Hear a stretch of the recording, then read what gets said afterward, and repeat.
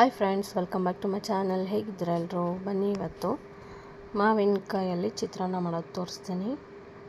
ನಾರ್ಮಲಾಗಿ ಎಲ್ಲರೂ ಮಾಡೇ ಇರ್ತೀರಾ, ಇದು ಡಿಫ್ರೆಂಟಾಗಿರುತ್ತೆ. ನೀವು ಒಂದು ಸತಿ ಮಾಡ್ಕೊಂಡು ನೋಡಿ.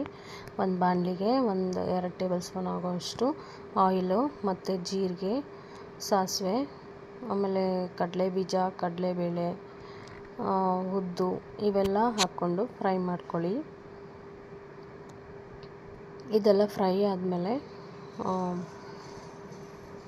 ಕರಿಬೇವು ಮತ್ತು ಹಸಿಮೆಣ್ಸಿನ್ಕಾಯಿ ಹಾಕ್ಕೋಬೇಕು. ನೋಡಿ, ಕರಿಬೇವು ಮತ್ತು ಹಸಿಮೆಣ್ಸಿನ್ಕಾಯಿ ನಾನಿಲ್ಲಿ ಒಂದು 6 ಯೂಸ್ ಮಾಡಿದ್ದೀನಿ. ನೀವು ಖಾರ ಬೇಕಂದಾಗ ಹಾಕ್ಕೊಳ್ಳಿ. ಮಕ್ಳಿಗಂದರೆ ಸ್ವಲ್ಪ ಕಮ್ಮಿ ಹಾಕ್ಕೊಳ್ಳಿ ಹಸಿಮೆಣ್ಸಿನ್ಕಾಯಿ.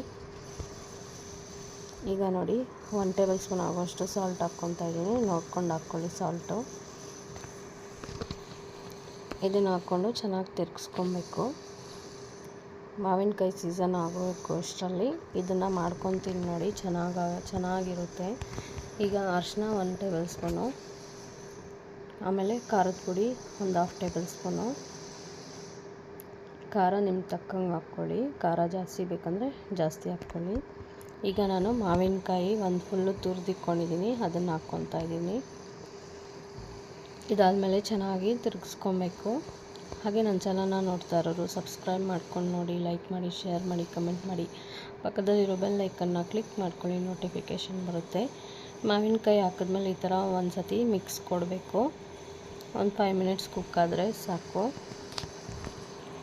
ರೈಸ್ ಹೆಂಗೂ ಮಾಡಿಕೊಂಡೇ ಇರ್ತೀರಲ್ಲ, ರೈಸ್ನ ಇದಕ್ಕೆ ಹಾಕ್ಕೊಂಡು ಮಿಕ್ಸ್ ಮಾಡಿಕೊಂಡ್ರೆ ಮಾವಿನಕಾಯಿ ಚಿತ್ರಾನ್ನ ರೆಡಿ ಆಗುತ್ತೆ.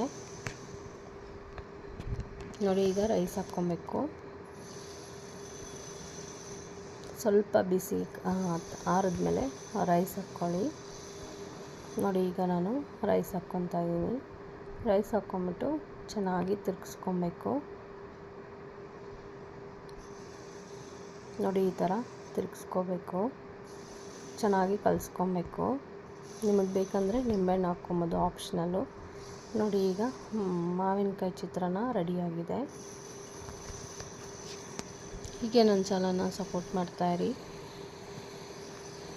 ಧನ್ಯವಾದಗಳು ಫ್ರೆಂಡ್ಸ್.